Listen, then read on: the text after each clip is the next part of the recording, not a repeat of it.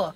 We have just come out of the Jacquemus Autumn Winter 19 menswear presentation, and it was a breakfast of sorts. So lots of food laid out, breads, honeys, jams, all in these really sweet farmyard house kitchen vibes. Lots of jars and honey spools, cheese, like huge chunks of cheese. I have a video here if anyone can see it. A huge table.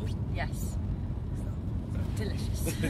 And our invite was a huge loaf of bread wrapped in a embroidered Jacquemus tea towel of sorts, which was really nice. I could eat mine. Mine was stale by the time it got to me, but it was a nice gesture. And underneath the bread was saying, "Please come to my breakfast."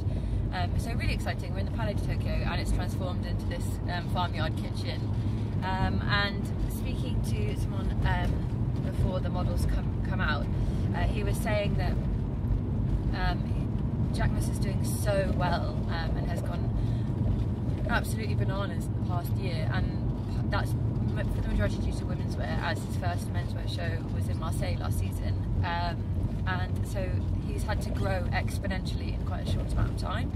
He was saying he's moving studios and offices to something 4 times the size that they're in now, and I think this was a reaction to the slight pressure that comes with that responsibility. So he was saying that he struggles a little bit with the fact that women's wear started to be inspired by factory workers and the working girl, and had transformed into this Mediterranean look, which is now synonymous with the name and the brand, but I think he finds it quite difficult that when people think of the brand, all they think of is that reference.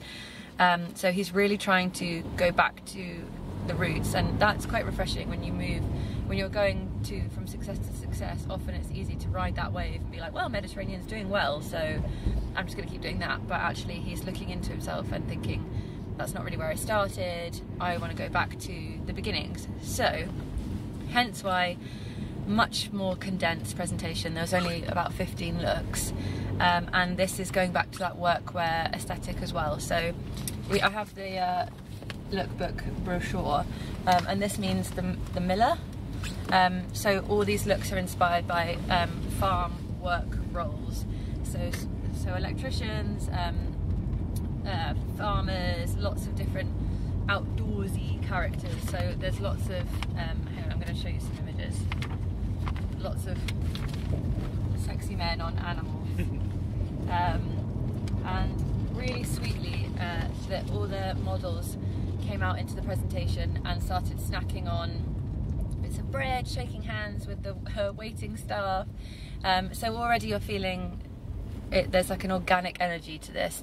These are humble characters, but the clothes certainly had that simplicity, but there was a real delicate and intimacy to the clothes as well. So lots of workwear inspired shapes, straight leg trousers, pockets, and some double looks, kind of 2-piece sets, trousers and jackets with pockets, like standing out pockets on them, in these kind of browns.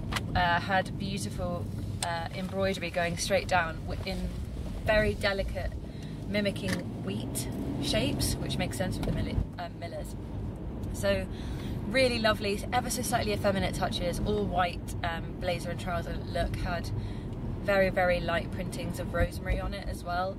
There was also some slightly more heavier looks, leather fronts to trousers with straps around the legs, much as if you were someone who takes care of horses or a blacksmith or something, much like real raw workers' clothes. But they had such luxury to them. Neckerchiefs that you would have in, I'm imagining a beautiful 60s rural France, but we're in leather. So it's taking these traditional, instantly recognisable farm workwear looks and really elevating them, making them feel super luxury and super wearable. And that's something really smart in having the boys kind of run around and eat little nibbles and chat amongst each other, because already you can see that these clothes are lived in. You can see how you would wear them, how you can apply them to your everyday life. So I was actually really impressed, and I think it was a really smart move to do such a succinct presentation. I was slightly disappointed by the Marseille first menswear show, and this completely, I felt like a redemption. Yeah, I think that's definitely the feeling that lots of people had today. I think the Marseille show hasn't even come into stores, so there is still no Jacquemus menswear customer apart from the men who buy women's wear. Yeah. And there are lots of men wearing the accessories today, the bags and all of that, but there still isn't a menswear customer. So Simone kind of has this little time to play around, and I think this felt more of the launch of something. I mean, if you just look at this look, you can imagine kind of your boyfriend who wears APC or Carhartt wanting to buy into this. So it felt a lot more customer orientated. For sure. But then the honest fabrics made it really approachable as well, and like just the cottons and the fit was exquisite, but not exclusive in a way. Like the workwear shape works really well with customers because it's easy to understand, it's easy to buy online, so it's very smart as well. And then to have, as you say, I'm going to try and find them, the leather trousers, which were like the ones on the front cover, but just in an elevated fabric, just gives it a little bit of luxury to it. Well, actually the whole thing was luxurious, but it gives it an extra bit of luxury and craft. So in this burnt orange here, with the ecru stitching, just to highlight all of those details and all of that fit. Really it's lovely. Really clever. And yeah, I think this is a real great progression for his menswear, because I think the Marseille show was interesting but too like the women's wear, but not enough like the women's wear for it to actually be a cohesive, you know, it wasn't the right step. But I mean, as we've said before with things, you know, with brands, when you're doing your first show for something that's never been done before, you're shouting into an abyss. So it's really hard to get that right, and as soon as you get feedback as a designer, you take that on board or you totally ignore it. But you at least that starts a conversation. For sure. And the conversation had definitely been had around this collection, and it was really focused. Really focused. And it's good that you mentioned it, the accessories as well, because they added to the luxury you're talking about. Well, yeah, again, it was luxurious throughout, but really cleverly, I thought, there was the Jacquemus bags that are so popular, the tiny little women's wear ones, and they come in kind of various boxy shapes. He'd taken that sort of shape and created it in a flat leather crossbody close to the curved under the arm, really curved under the arm, and you could have like not looked twice and it would have felt like part of the top, which I thought was really clever. And it would have, they didn't do it, I don't think, but it would have gone really well over tailoring with all of these double breasts we've been seeing, kind of like extra layers on tailoring. It just adds another layer to a look. Yeah, like, and for also it's got a that practicality to it. So if you are a farmer, you have something close to you, no tassels, no nothing getting in your way.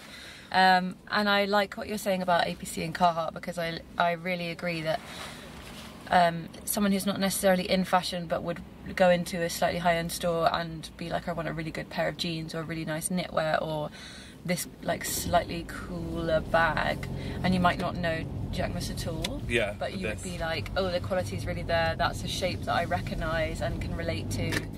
So yeah, I completely agree. I think it was a really, really smart presentation. Very impressed. Great way to start the morning. Great way to start the morning, and thank you for the bread, Jacquemus. I'm signing off now. I'll see you in a bit.